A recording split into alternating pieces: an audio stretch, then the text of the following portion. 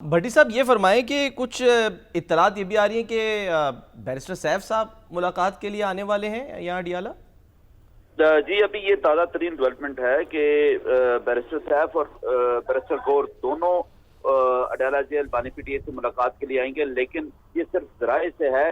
یہاں میڈیا سارا موجود ہے، سکیورٹی انتظامات بھی مکمل ہیں، لیکن کسی جانب سے سرکاری طور پر اطلاع نہیں دی گئی، لیکن یہ کہا جا رہا ہے کہ بیرسٹر سیف اور بیرسٹر گور کی اڈیالہ جیل میں ابھی آمد متوقع ہے اور بانی پی ٹی آئی سے بات کریں گے، کچھ مشاورت کریں گے اور اس کے بعد دوبارہ پھر اپنے عمل کا اعلان ہوگا۔ اب مشاورت تو نئی حکومت کے حوالے سے ہو سکتی ہے۔ علی مین گنڈا پر تو اب گئے بس۔ جی بالکل بجا فرما رہے ہیں، نئی حکومت کے حوالے سے مشاورت ہونی ہے، لیکن اس نئی حکومت کے حوالے سے سلمان اکرم راجہ تمام مشاورت مکمل کر کے جا چکے ہیں۔ اب جو ہوگی شاید اس فیصلے کے حوالے سے کوئی اس میں کوئی تبدیلی ہو یا کوئی مزید بات کرنا چاہ رہے ہوں تو یہ ہے۔ اچھا، جب سلمان اکرم راجہ صاحب بات کر رہے تھے، ہم نے وہ دکھائی بھی ان کی گفتگو، وہ کہہ رہے تھے کہ جی علیمہ خان صاحبہ پہ کیونکہ کیسز ہیں، گرفتاری کا معاملہ ہے ان کا، وہ 26 نومبر احتجاج والا، تو وہ شاید بات نہیں کریں گی، ان کی جگہ نورین صاحبہ کریں گی۔ تو کسی بہن نے بات کی آج؟ نہیں، آج کسی بہن نے بات نہیں کی۔ 2 دن قبل جب یہ سماعت تھی یہاں پہ، تو اس دن علیمہ خان صاحبہ نے میڈیا سے گفتگو کرتے ہوئے کہا کہ آج کے بعد میں بات نہیں کروں گی، جبکہ بانی پی ٹی آئی کا پیغام میری دیگر 2 بہنیں جو ہیں وہ دیں گی، اور یہ بانی پی ٹی آئی کا حکم ہے۔ اور اس کے بعد جو آخری بات تھی جو بانی پی ٹی آئی سے گفتگو کے بعد انہوں نے یہاں کی تھی، اور انہوں نے کہا کہ بانی کا پیغام جو ہوگا میری دیگر 2 بہنیں ہی دیں گی۔ اور آج انہوں نے کوئی یہاں میڈیا ٹاک نہیں کی، یہاں سے وہ سیدھا روانہ ہو گئی۔ تو اب تو خاموشی گفتگو ہے، بے زبانی ہے زبان میری، تو زبان خاموش سے انہوں نے پیغام دے دیا، تبدیلی تو ہو گئی نا۔ تو بس آگے اب پیغام کی ضرورت نہیں تھی فی الحال۔ اچھا ٹھیک ہے، چلے بہت بہت شکریہ بھٹی صاحب، بہت بہت شکریہ ہمارے ساتھ موجود ہے۔ توشہ خانہ 2 کیس کی بھی سماعت چل رہی ہے۔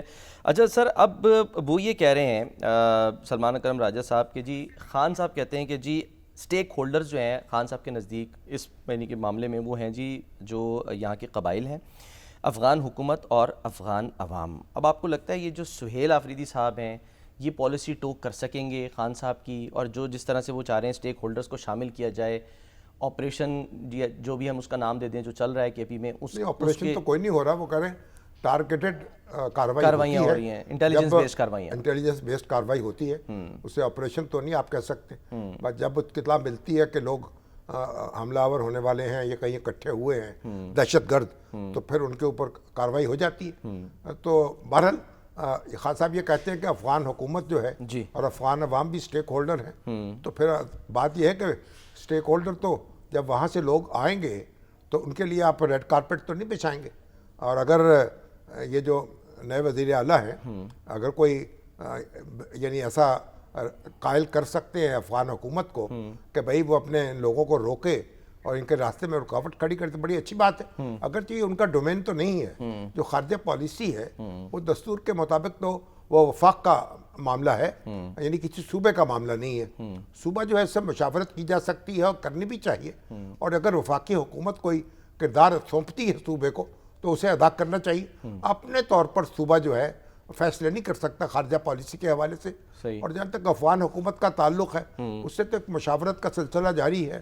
دیکھیے چین کے وزیر خارجہ بھی ہمارے وزیر خارجہ، اور اس کے بعد افغانستان کے، تو ایک وہ بھی فورم موجود ہے، اور اس میں بھی ہم کوشش کر رہے ہیں کہ افغانستان جو ہے اس کو ہموار کریں اور تیار کریں کہ وہ کارروائی کر سکے ان لوگوں پر جو وہاں اس سرزمین پہ موجود ہیں۔ تو یہ میرا خیال کوشش جاری رہنی چاہیے، اور اسی طریقے سے اب تو روس جو ہے وہ بھی اس میں شریک ہو گیا ہے، اس کی بھی خواہش یہ ہے کہ بھئی یہ دہشت گردی کو روکا جائے۔